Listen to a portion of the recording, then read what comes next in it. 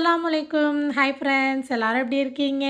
சேஃபாக நலமாக இருப்பீங்க அப்படின்னு நம்புகிறேன். அல்ஹம்துலில்லாஹ் நாங்களும் நல்லாயிருக்கோம். இன்றைக்கி செம்ம இன்ட்ரெஸ்டிங்கான ஒரு அவுட்டிங் விளாக் தான் பார்க்க போகிறோம். நாங்கள் அந்தமானில் ஜாலி போய்னு ஒரு தனி தீவு, மக்கள் வாழாத ஐலாண்ட் போயிருந்தோம். நீங்கள் என்ன சொன்னீங்க? போனோம் வந்தோம் அப்படின்னு மட்டும் காட்டாமல் அந்தமான் பற்றின டீட்டெயில்ஸும் சேர்த்து சொன்னீங்கன்னா நாங்கள் வரத்துக்கு யூஸ்ஃபுல்லாக இருக்கும் அப்படின்னு கேட்டிருந்தீங்க இல்லையா? ஸோ இன்றைக்கி நாங்கள் போன இடத்தோட டீட்டெயில்ஸ், அந்தமான் பற்றின ஒரு சில இன்ஃபர்மேஷன், அதோட எங்கள் மெமரிஸும் சேர்த்து பதிவு பண்ணியிருக்கேன். கண்டிப்பாக வீடியோ இன்ட்ரெஸ்டிங்காக யூஸ்ஃபுல்லாக இருக்கும் அப்படின்னு நம்புகிறேன். ஸ்கிப் பண்ணாமல் ஃபுல்லாக பாருங்கள். அந்தமானில் அக்டோபர் நவம்பர்லேருந்து சீசன் ஆரம்பித்து 6 மாதம் வரைக்கும் இருக்கும். ஏப்ரல் மே வரைக்கும் இங்கே சுற்றி பார்க்க வரத்துக்கு நல்ல டைமிங்காக பெஸ்ட்டாக இருக்கும். அந்தமானுக்கு 2 விதமாக சுற்றி பார்க்க வருவாங்க. ஒன்று நம்மளாம் சொந்தமாக வர்றது. சொந்தமாக அப்படின்னா நாமளே டிக்கெட் போட்டு என்னென்ன இடம் பார்க்கலாம் அப்படின்னு சர்ச் பண்ணி அந்த நாலேஜோடு வந்து பார்த்துட்டு போவாங்க. 2வது பேக்கேஜில் 3 நாள் 5 நாள் 1 வாரம் அப்படின்னு பேக்கேஜுக்கு தகுந்த மாதிரி இடத்த ஃபிக்ஸ் பண்ணி அதுக்கு தகுந்த மாதிரி அமௌண்ட் வாங்குவாங்க.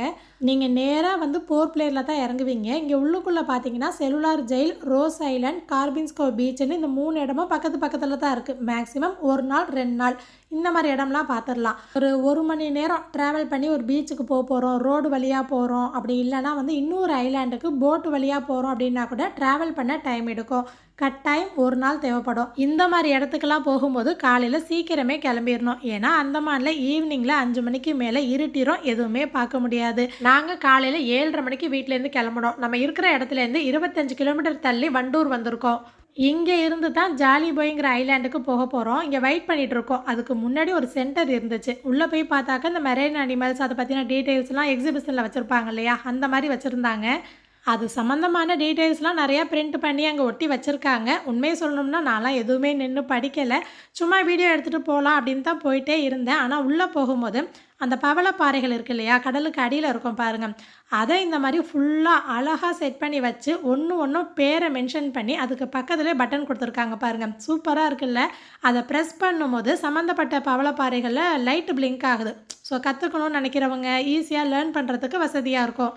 அங்கே நின்று பார்க்க அழகாக இருக்குது. ஆனால் உள்ளுக்குள்ளே வந்து லைட்டே டிம்மாக தான் இருக்குது. வீடியோவில் பார்க்க நல்லா கிளியராக தெரியுதான்னு தெரியல. செம்ம சூப்பராக இருந்துச்சு செட்டப்லாம். எனக்கு ரொம்ப பிடிச்சிருந்துச்சு. நம்ம போகிற ஜாலி பாய் ஐலாண்ட் ஃபாரஸ்ட் டிபார்ட்மெண்ட் கண்ட்ரோலில் இருக்குது. அவங்கக்கிட்ட பெர்மிஷன் வாங்கி இந்த கவுண்டரில் தான் டிக்கெட் எடுக்கணும். நாங்கள் அந்தமானில் தான் இருக்கோம் இல்லையா, ஸோ முன்னாடியே ஏற்பாடு பண்ணி குரூப் டிக்கெட்டாக எடுத்துட்டோம். நாங்கள் மொத்தமாக 28 பேர் ஃப்ரெண்ட்ஸ் அண்ட் ஃபேமிலியாக வந்திருக்கோம். பிள்ளைங்க பெரியவங்க எல்லாமே சேர்த்து எல்லாரும் ஒன்றா சேர்ந்து நின்றதுனால நிற்கிற நேரம் கூட எங்களுக்கு பெருசாக தெரியல. ஜாலியாக பேசிக்கிட்டு அரட்டை அடிச்சுக்கிட்டே நின்றுட்டு இருந்தோம்.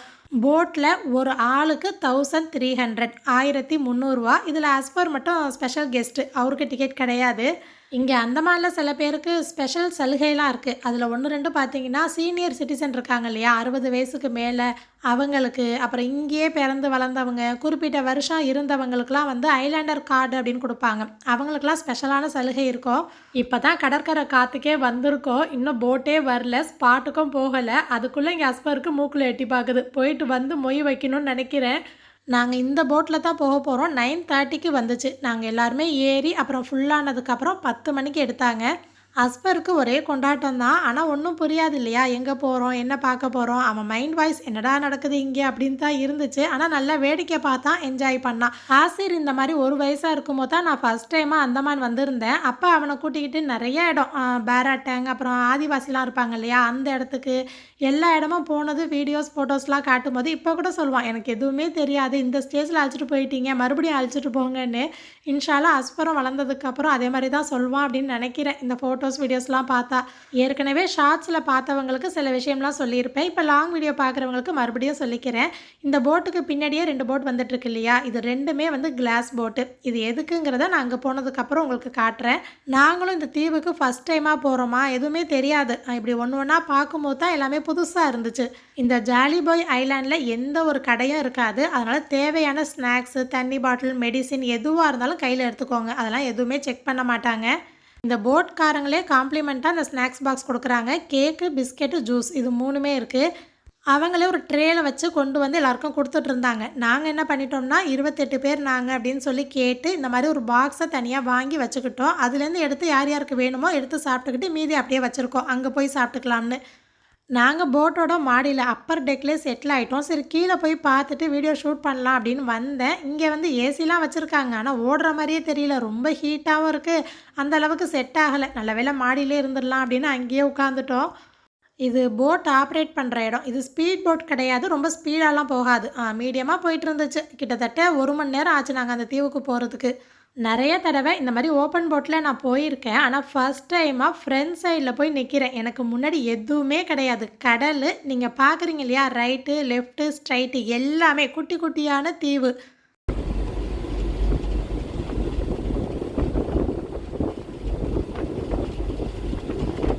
அங்கே நின்று பார்க்கும்போதே எங்கேயோ போகிற மாதிரி, எங்கேயோ தான் போகிறேன் இல்லைன்னு சொல்லலை. அது எப்படி சொல்கிறது, நிற்கும் போதே பறக்கிற மாதிரி இருக்குன்னு சொல்லுவாங்க பாருங்கள், அப்படி ஒரு ஃபீலு. எனக்கு அங்கே நிற்கும் போதே டைட்டானிக் படம் தான் ஞாபகம் வந்துச்சு. கொஞ்சம் ஓவராக தான் போகிறோமோ அப்படின்னு யோசித்தேன். அப்புறம் உங்கள்கிட்ட கமெண்ட்டில் கெஸ் பண்ணால் சொல்லுங்கன்னு கேட்டிருந்தேன் இல்லையா, நிறைய பேர் டைட்டானிக்குன்னு கரெக்டாக கமெண்ட் பண்ணியிருந்தீங்க. அப்போ நான் நினச்சதும் தப்பு இல்லை. இப்போ இந்த தீவுக்கு இந்த போட்டில் போகிறது ஒன்றும் தெரியல. யூஸ்வலாக ஹேவ்லாக்கு, நீல் ஐலாண்ட் இந்த மாதிரிலாம் இருக்குது இல்லையா, அது வந்து ஓப்பன் சீயாக இருக்கும். அப்போ வேவ்ஸ், கடல் அலை இருக்குது பாருங்கள், அதிகமாக இருக்கும். போட் எல்லாமே ஷேக் ஆகும். எந்த பக்கம் திரும்பினாலும் வாமிட் சவுண்டு கேட்டுகிட்டே இருக்கும். அது ஒரு மாதிரி அந்த ஷேக் ஆகிறது, போட் வந்து ஆட்டம் காட்டிடும். அது என்ன பண்ணோம்னா நிறைய பேருக்கு பெரட்டி விட்டு வாமிட் வந்துகிட்டே இருக்கும். ஆனால் இந்த ஐலாண்டுக்கு போகிறது இதுவுமே வந்து கடல் தான், நல்லா ஆழமான கடல் தான். ஆனால் ஓப்பனாக இல்லை, எல்லா பக்கமும் குட்டி குட்டியாக தீவு இருக்குது இல்லையா. ஸோ கடற்கரை இருக்கிறதுனால வேவ்ஸ்லாம் கம்மியாக இருந்துச்சு. அதனால் போட்டுமே ஸ்மூத்தாக போகுது. இன்கேஸ் நீங்கள் ஹேவ்லாக் இல்லைன்னா நீல் ஐலாண்ட்லாம் போகிறீங்க அப்படின்னா கண்டிப்பாக வாமிட்டிங் டேப்லெட்டோ சிரப்போ கையில் வச்சுக்கணும். நான் முன்னாடி சொன்ன மாதிரி அந்தமானில் 500க்கும் மேலே தீவு இருக்குது. ஆனால் மனிதர்கள் வாழ்கிறது 30-40 தீவு கிட்ட தான். மீதி எல்லாமே பார்த்தீங்கன்னா இப்போ பார்க்குறீங்க இல்லையா, குட்டி குட்டியாக இருக்குது பாருங்கள். இது எல்லாமே தீவு கணக்கு தான். இங்கெல்லாம் யாருமே வாழலை. அஸ்பர் குட்டி காலையில் வீட்டில் 7 மணிக்கு எழுந்திரிச்சது. நானும் எவ்வளவோ போட்டு தூங்க வச்சு பார்க்குறேன், தூங்கவே இல்லை. இந்நேரம் வீடாக இருந்தால் 2வது ஷிஃப்ட்டு தூங்கியிருப்பான். நாங்கள் 10 கிட்ட போட்டு கிளம்புச்சு. கரெக்டாக 11:15க்குள்ளே தீவு கிட்ட வந்துட்டோம். தீவு பார்க்குறீங்களா, இதுதான் ஜாலி பாய் ஐலாண்ட். இப்போ தீவு கிட்ட போகாமல் கொஞ்சம் தூரமாக ஆப்போசிட் சைடில் போயிட்டுருக்கோம். ஏன்னா இந்த ஏரியா பூரா பவளப்பாறைகள், கோரல்ஸ் இருக்குது. இங்கே பெரிய போட்டு போச்சுன்னா கோரல்ஸ் எல்லாமே டேமேஜ் ஆகும். அதனால தான் கொஞ்சம் எட்டி நின்று இந்த போட்டுக்கு, கிளாஸ் போட்டு பின்னாடியே வந்துச்சு பாருங்கள், அதுக்கு மாறிக்கிட்டோம். நாங்கள் மாறினதெல்லாம் எதுவுமே வீடியோ எடுக்கலைங்க. ஏன்னா கடலுக்கு நடுவில் நின்று மாறிட்டுருக்கோம். அங்கே வந்து பாலம்லாம் எதுவுமே கிடையாது. அந்த போட்லேருந்து இந்த போட்டுக்கு மாறி வரணும். கொஞ்சம் ஸ்லிப் ஆனாலும் கொஞ்சம் ஆபத்து தான். அதே மாதிரி ஃபோன் கீழே விழுந்துருச்சுன்னா, ஸோ நான் வீடியோலாம் எதுவுமே ஷூட் பண்ணலை. மாறி நாங்கள் அந்த தீவுக்கு வந்துட்டோம். போட்டை அந்த தூரமாகவே நிப்பாட்டிட்டாங்க. இது வரைக்கும் அந்தமானில் எத்தனை பீச்சுக்கு நாங்கள் போயிருக்கோம், பார்த்துருக்கோம். ஆனால் ஒரு தடவை வந்து பார்க்கும்போதும் புதுசாக பார்க்குற மாதிரியே ஒரு ஃபீல் கொடுக்குது. இது பீச்சு தானே, பீச்சு தான் வந்திருக்கோம், கடற்கரை வந்திருக்கோம் அப்படின்னு ஒரு நாள் கூட தோணுனதே கிடையாது. இப்போவும் பார்க்கும்போது அவ்வளோ பிரமிப்பாக இருக்குது. அந்த கிறிஸ்டல் கிளியரான தண்ணியாக இருக்கட்டும், வெள்ளை மணல் சுத்தமாக இருக்கிறது, அதுவும் தீவு இல்லையா, என்ன சொல்கிறது, ரொம்ப ரொம்ப குட்டியான ஒரு தீவு. நல்லா சுற்றி கடல் இருக்குது. ஒரு குட்டி தீவு நடுவில் நான் ஷார்ட்ஸில் சொன்ன மாதிரி பச்சை பசேல்னு மரம் செடி. எனக்கு காக்கா குருவி சவுண்டு கூட அதிகமாக கேட்கல. சுத்தமான காற்று, அமைதியான இடம், அதுக்குள்ளே நாங்கள் இருக்கோம். அப்படிங்கும்போது ஃபஸ்ட் டைமாக ஒரு ஃபீல் டிஃப்ரெண்ட்டாக இருந்துச்சு. இங்கே இருந்த நேரம் பூரா எதுவுமே பாரமாக தெரியல. ஒரு மாதிரி லேசான மாதிரி ஒரு ஃபீல் இருந்துச்சு. இவரை பாருங்கள், தண்ணினா போதும் நம்பர் 1. அது கடல் அப்படின்னு கிடையாது, வீட்லேயுமே சரி தண்ணியில் இறங்கிட்டா அவ்வளோ சீக்கிரம் ஏற மாட்டான். நைஸாக போயிட்டே இருக்கான் பாருங்கள்.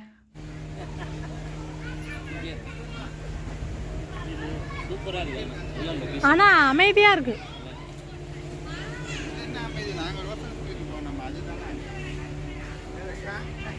போட்டு போனதுக்கு அப்புறம் கடல் அலை சத்தம், எங்கள் பேச்சு குரல், இது மட்டும்தான் கேட்டுட்ருக்கு. வேறு எதுவுமே கிடையாது. அவ்வளோ அமைதி. ஜென்ஸ்க்கு லேடிஸ்க்குன்னு தனித்தனியாக 2 ட்ரெஸ்ஸிங் ரூம் வந்து கட்டியிருக்காங்க. வேறு எதுவுமே கிடையாது. எல்லாமே இயற்கை தான். கிட்டத்தட்ட ஒரு 10-15 அடி தான் நடந்து வந்திருப்பேன். இந்த தீவோட இன்னொரு பக்கம் வந்துருச்சுப்பாங்க. இந்த பக்கம் பூரா கடல். ஏன்னா பெரிய தீவாக இருந்தால் அது ஒரு ஊர் மாதிரி ஃபீல் கொடுக்கும். என்ன மாதிரி ஃபீல்னு கண்டுபிடிச்சிட்டேன். நடு கடலில் போய் நம்ம நின்னா எப்படி இருக்கோம், அப்படி இருக்குது. இங்கே நிற்கிற குரூப்பு நம்ம ஆளுங்க தான். பிள்ளைங்க நிற்கிறாங்க கடைசியாக பார்த்தீங்களா, அதை தாண்டி கொஞ்சம் தூரம் போனால் கூட ஆழம் வந்துடுது. இந்த முன்னாடி பக்கம் மட்டும்தான் ஆழம் இல்லை. அதனால் யாருமே தூரமாலாம் போகலை. முன்னாடியே தான் நின்று குளிச்சுட்டு இருந்தாங்க எல்லாருமே. அஸ்பர்லாம் வந்து தண்ணியிலே தான் ஊறிட்டு இருந்தான். நாங்கள் மட்டும்தான் உள்ளே உட்காந்து பேசிக்கிட்டே உட்காந்துருந்தோம். நாங்க 11:15 கிட்ட வந்தோம் இல்லையா? ஸோ அதுலேருந்து 2 மணி நேரம் கணக்கு. 2 மணி நேரம் எப்படி போச்சுன்னே தெரியல. நாங்களும் சும்மா உட்காந்துரல. கொண்டு போன கொய்யாப்பழம், மாங்கான்னு சொல்லிட்டு எல்லா ஸ்நாக்ஸும் சாப்பிட்டுக்கிட்டே பேசிட்டு உட்காந்துருந்தோம். நாங்க எவ்வளோ ஸ்நாக்ஸ் கொண்டு போனோமோ, அதே மாரி கார்பேஜ் பேக்கும் கொண்டுட்டு போயி, எங்க குப்பை எல்லாத்தையும் சேர்த்து திரும்பி நாங்க கொண்டு வந்துட்டோம். இப்ப நாங்க போன மாதிரி எங்களுக்கு முன்னாடி கண்டிப்பா யாராவது டூரிஸ்ட் போயிருப்பாங்க இல்லையா? அவங்களுமே எந்த குப்பையும் ஆக்கல. நல்லா நீட்டா இருந்துச்சு. நான் ஷார்ட்ஸில் சொல்லியிருப்பேன். இங்கே அந்தமான்ல நெறைய இடங்கள்ல நான்வெஜ் சாப்பிட்டு, ஸ்நாக்ஸ்லாம் சாப்பிட்டு முதல்ல வந்து இப்போலாம் வந்து குளிக்கிறத தடை பண்ணியிருக்காங்க. ஸோ மேக்ஸிமம் நீங்கள் அந்தமான் வரீங்க அப்படின்னாலோ, இல்லை ஊராக இருந்தாலும் சரி, பீச்சாக இருந்தாலும் இயற்கையை பாதுகாக்கிறது நம்ம பொறுப்பு. கண்டிப்பாக வந்து எந்த குப்பையும் பீச் சைடில் போடாதீங்க. ஏற்கனவே நெறைய குப்பை இருக்குது. இதில் நம்ம போடுறதுனால என்ன வந்துட போகுது அப்படின்னு யோசிக்கவே கூடாது. மாறணும்னு ஆசைப்பட்டா அதை நம்ம தான் ஆரம்பிக்கணும். ஃபஸ்ட்டு பிள்ளைங்கள்லாம் குளிச்சாங்க பாருங்க. அது இன்னொரு பக்கம். இது தீவோட ஆப்போசிட் பக்கம். ஒரு 10 அடி தான் நான் சொன்ன மாரி. நடந்து இந்த பக்கம் வந்துட்டுருந்தோம். இங்கே வந்ததுக்கு அடையாளமா, ஞாபகமா இருக்கட்டும் அப்படின்னு சொல்லி பிள்ளைங்க அந்த சங்கு, சிப்பிலாம் கிடந்துச்சா அதெல்லாம் எடுத்து கொடுத்துட்டு இருந்தாங்க. இங்கே 2 மணி நேரம் தான் இருக்க முடியும் அப்படின்னு சொன்னதுமே, போட் வர்றதுக்கு முன்னாடியே பிள்ளைங்கள ஏற்றி, ட்ரெஸ் சேஞ்ச் பண்ணி, நான் தான் அழைச்சிட்டு வந்து எல்லா இடத்துலையும் நின்று எங்கள் ஃபோட்டோ, பிள்ளைங்க ஃபோட்டோ அப்படின்னு சொல்லிட்டு எடுத்துகிட்டே இருந்தேன். எனக்கு இதான் வேலை. ஏன்னா அவங்களுக்கு அந்த ஸ்டேஜுக்கு அப்போ என்ஜாய் பண்ணணும் அப்படின்னு நினைக்கிறாங்க. ஆனால் ஃபோட்டோஸ் வீடியோஸ்லாம் எடுத்து வச்சுட்டா நம்ம ஃப்யூச்சரில் பார்க்கலாம் இல்லையா? இப்போ எப்போயோ வந்த ஃபோட்டோ வீடியோஸ்லாம் இன்னுமே நான் வச்சுருக்கேன் நிறையா ஸ்நார்க்லிங் போனதுலேருந்து. ஸோ என்னால் முடிஞ்சிச்சு பென்ட்ரைவில் காப்பி பண்ணேன் அப்படின்னா நான் அதெல்லாம் ஷேர் பண்ணுறேன். இது யூடியூப்க்கு வீடியோஸ் அப்படிலாம் கிடையாது. எனக்கு எப்போதுமே மெமரிஸை க்ரியேட் பண்ணணும், அதை சேவ் பண்ணி வச்சுக்கணும். அதுதான் எனக்கு முக்கியம். பிள்ளைங்களும் இவங்களும் அந்தளவு இன்ட்ரெஸ்ட் காட்ட மாட்டாங்க. ஆனால் நான் தான் பிடிச்சி எல்லாரையும் இழுத்து ஃபோட்டோஸ் வீடியோஸ்லாம் எடுத்துகிட்டு இருப்பேன். அங்கே குளிச்சுட்டே இருக்கும்போது எட்டி போகாதீங்க, இது கரண்ட் வாட்டர்னு சொல்கிறாங்க. அது என்ன கரண்ட் வாட்டர், கரண்ட் எடுப்பாங்களோ அப்படின்னு நினச்சா அப்புறம் தான் சொல்கிறாங்க ஆற்றுல சுழி வரும் பாருங்க, அந்த மாதிரி கொண்டு போய் இழுக்குமா. ஆற்றி எல்லாரும் நல்லபடியாக குளிச்சு ஏறியாச்சு அப்படின்னு நினச்சேன். அழகு இருக்கிற இடத்துல ஆபத்து இருக்க தானே செய்யும். இப்போ 1:15 மணி கிட்ட ஆயிடுச்சு. மறுபடியும் எங்களை போட்டில் ஏற்றிட்டு அழைச்சிட்டு போகிறாங்க. இதோட நீங்கள் போகணும் அப்படின்னாலும் ரிட்டர்ன் போயிடலாம். இல்லை கோரல்ஸ் பார்க்கணும் அப்படின்னா அதுக்கு தனியாக பேமெண்ட் கொடுத்து பார்க்கணும். என்ன கணக்குன்னா, நம்ம வந்த போட்டுக்கு தனி சார்ஜு, இந்த போட்டில் ஏறி போய் கோரல்ஸ் பார்க்க தனி சார்ஜு. அதுவும் ஒரு போட்டுக்குன்னு கணக்கு பண்ண மாட்டாங்க, ஒரு ஆளுக்குன்னு சார்ஜ் பண்ணுறாங்க. அரை மணி நேரம் பார்க்க 1000 ரூபா, 45 மினிட்ஸ்க்கு 1500, 1 ஹவர் காட்டுறதுக்கு ஒரு ஆளுக்கு 2000 சார்ஜ் பண்ணுறாங்க. நல்லா லாங்காக போய் இன்னும் கிட்ட நிறைய கோரல்ஸை கலர் மீன்லாம் காட்டுவாங்க. இப்போ டூரிஸ்ட்டாக வரும்போது என்ன நினைப்பாங்க, இவ்வளோ செலவு பண்ணி அந்தமான் வரோம், இது கூட பார்க்க மாட்டோமா அப்படின்னு. அதுவும் தப்பு கிடையாது, ஏன்னா பார்க்குற அளவுக்கு ஒர்த்து தான். ஸோ போட்டுக்காரங்க இவ்வளோ சார்ஜ் பண்ணுறாங்க அப்படின்னா அவங்களும் இந்த சீசன் டைமில் மட்டும்தானே பொழப்ப பார்க்க முடியும். ஸோ அதுவுமே தப்பு கிடையாது. நாங்கள் என்ன பண்ணோம் அப்படின்னா, எங்களுக்கு ரொம்ப லாங்காக போய் நிறையாலாம் காட்ட வேணாம், கம்மியான அமௌண்ட்டு தரோம், கொஞ்சம் கிட்ட இருக்கிறதே காட்டுங்க போதும் அப்படின்னு சொல்லிட்டு கம்மியாக தான் பார்த்தோம் 15 மினிட்ஸ்க்கு. இப்போ நீங்கள் பார்க்குறது போட்டு போயிட்டே தான் இருக்குது. அஸ்பரை இவங்க பார்த்துக்கிட்டாங்க. ஒரு கையில் ஷார்ட்ஸுக்கு இந்த ஆங்கிளில் வீடியோ ஷூட் பண்ணிகிட்டு இருந்தேன், இன்னொரு கையில் லாங் வீடியோவுக்கு இந்த ஆங்கிளில் ஷூட் பண்ணிகிட்டு இருந்தேன். இந்த போட்டு கிளாஸ் வந்து லென்ஸு வந்து பல அடி ஆழத்தில் இருக்கிறத நமக்கு கிட்ட காட்டும். பெரிய போட் வந்துச்சு அப்படின்னா இந்த கோரல்ஸ்லாம் அழிஞ்சிருமா, அதனால தான் முன்னாடியே நிப்பாட்டி இந்த கிளாஸ் போட்டில் ஏற்றி நம்மளை ஐலாண்டுக்கு கொண்டு போகிறாங்க. இங்கே அந்தமானில் நார்த் பே ஐலாண்ட் அப்படின்னு ஒன்று இருக்குது. அங்கேயுமே இதே மாதிரி கோரல்ஸ்லாம் காட்டுவாங்க. அதே மாதிரி 2015 16 எனக்கு சரியாக ஞாபகம் இல்லை. அந்த டைமில் வந்து ஹேவ்லாக்கில் எலிஃபண்ட் பீச்சில் நானும் இவங்களும் ஸ்நார்க்லிங் போயிருந்தோம். ஸ்கூபா டைவிங் இன்னுமே நடந்து போகிற மாதிரி இருக்கும். இந்த ஸ்நார்க்லிங் வந்து நம்ம மிதந்துக்கிட்டே குப்பரை படுத்துக்கிட்டு மிதந்துக்கிட்டே போகிற மாதிரி இருக்கும். அதுவுமே கோரல்ஸ் எல்லாமே கிட்ட பார்க்குற மாதிரி, இந்த கிளாஸில் பார்க்குறோம் இல்லையா, அது இல்லாமல் நம்ம கண்ணாடி போட்டுக்கிட்டு நேராக பார்க்குற மாதிரி இருக்கும். நல்லா கவனித்து பாருங்கள். கோரல்ஸோடு சேர்ந்து சீ குக்கும்பர், கடல் அட்டை, ப்ளூ ஸ்டார் ஃபிஷ்ஷு, ஒயிட் கலர்னு நிறையா இருக்கும். கிட்டத்தட்ட 15 நிமிஷம் வீடியோ. நான் நல்லா கிளியராக தெரிகிறது மட்டும் உங்களுக்கு வீடியோவில் காட்டியிருக்கேன். நாங்கள் இந்த 15 நிமிஷமும் கடைசி வரைக்கும் கீழே குனிஞ்ச தலை நிமிரவே இல்லை. பார்க்க அழகோ அழகு, அவ்வளோ அழகுங்க. இந்த கடலுக்கு அடியில் இவ்வளோ அழகான உலகத்தை இறைவன் படைச்சு அது இப்படிலாம் இருக்குன்னு மனிதர்கள் கண்டுபிடிக்க வச்சு இதை பார்க்கக்கூடிய வாய்ப்பு எங்களுக்கு கொடுத்து அதை நான் உங்களுக்கு காட்டணும்னு நாடியிருக்கான் பார்த்தீங்களா. சான்ஸே இல்லை, அவ்வளோ அழகாக இருந்துச்சு, பார்த்துக்கிட்டே இருக்கலாம் போல். இப்படிலாம் ரசித்து பார்த்தாலும் இந்த போட்டில் சைடில் தண்ணி வந்துகிட்டே இருக்குது பார்த்தீங்களா, இதை பார்த்தோன்னே ஒரு பீதி கிளம்பிருச்சு. என்னன்னா பல அடி ஆழம்னு சொல்கிறாங்க, சின்ன போட்டு, ஒரு லைஃப் ஜாக்கெட் கூட போடலை, பிள்ளைங்களெல்லாம் வச்சுட்டு உட்காந்துருக்கோம். பயம் இருக்கத்தானே செய்யும். முன்னாடிலாம் வந்து ஸ்நார்க்லிங் போனோம் பாருங்க. அப்பலாம் கொஞ்சம் கூட பயமே இல்ல. இப்ப லைட்டா பயம் இருந்துச்சு. அல்ஹம்துலில்லாஹ் நல்லபடியா பார்த்தாச்சு. இப்ப நீங்க பார்த்ததெல்லாம் சும்மா ட்ரெய்லர் தான். அந்த 1000, 2000க்கு போய் காட்டுறாங்க பாருங்க. அதுதான் மெயின் பிக்சர். செம்ம சூப்பரா இருக்கும். முடிஞ்சா பாருங்க. நாங்க ஏற்கனவே பார்த்ததுனால இதுவே போதும்னு வந்துட்டோம். அந்த சின்ன போட்லேருந்து இந்த பெரிய போட்டில் ஏற்றும்போது கடலுக்கு நடுவில் நின்று ஏற்றுறாங்க. ஸோ ரொம்ப ரொம்ப கவனம் தேவை. ஜென்ஸ் வந்து பிள்ளைங்க எல்லாரையும் ரொம்ப கேர் பண்ணி ஏற்றிக்கிட்டாங்க. ஸோ அதனால் கொஞ்சம் ரிலாக்ஸாக இருந்துச்சு. நாங்கள் போகும்போது ஏதோ புதுசாக ஒரு இடத்துக்கு போக போகிறோம், ஃபஸ்ட் டைம் பார்க்க போகிறோங்கிற ஆர்வத்திலே போனதுனால சீக்கிரமே வந்த மாதிரி இருந்துச்சு. ரிட்டர்ன் வரும்போதும் அதே தூரம் தான், ஆனால் ரொம்ப தூரம் போகிற மாதிரி தோணுச்சு. 1 மணி நேரமே எங்களுக்கு ரொம்ப லாங்காக தெரிஞ்சிச்சு. பசி வேறு வந்துடுச்சு. மணி 3, 3:30 கிட்ட ஆயிடுச்சு. இப்போ நான் ஜூம் பண்ணி காட்டுற இடத்துலலாம் பாருங்களேன், வேர் தெரியுது பார்த்தீங்களா? கடல் தண்ணி நல்லா இறங்கி இருக்கு. போகும்போது நல்லா ஏறி இருந்துச்சு, இப்போ இறங்கி இருக்கு. போகும்போது எவ்வளோ ஆர்வத்தில் போனது, வரும்போது அப்படியே பேட்டரி டவுனு. எல்லாமே வந்து ஒரு இடத்துல உட்காந்தாச்சு. எவ்வளோ பேர் டூரிஸ்ட் வந்திருக்காங்க பாருங்கள். நம்ம போட்லேயே நிறைய பேர் வந்திருக்காங்க.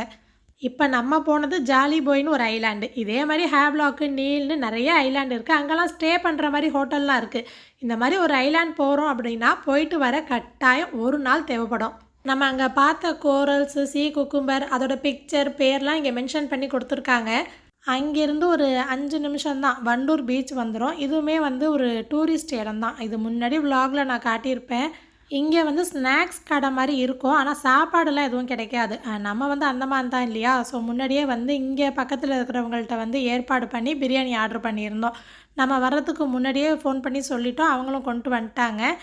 ஒரு முக்கியமான விஷயம் சொல்லணும். இப்போ இந்த ஜாலி பாய்ங்கிற ஐலாண்ட் போனோம் இல்லையா? அங்கே வந்து டவர் கிடச்சிச்சு. ஏன்னா அந்தமானில் நிறைய இடங்கள்ல டவர் கிடைக்காது. கொஞ்சம் லாங்காக போனோம்னா அந்த இடத்துல டவர் கிடச்சிச்சு.